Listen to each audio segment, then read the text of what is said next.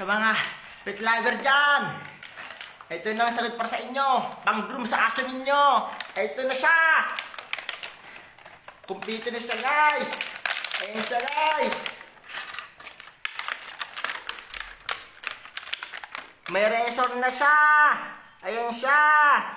Mabigat at matibay. May gunting pati. Meron siyang suklay. Oh, pwede sa tao, pero bagay sa hayop.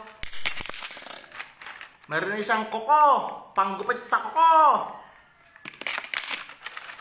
Meron din siya ito. Hindi ko alam kung ito yung pang kuko o pang ngipin. Basta alam ko pang kuko.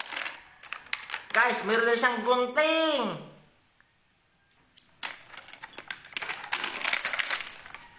Meron din siyang pang palit sa bala na razor ninyo pag mapurol na. Meron siyang charger. Ang kailangan na lang ay adaptor. Meron din siyang panglinis.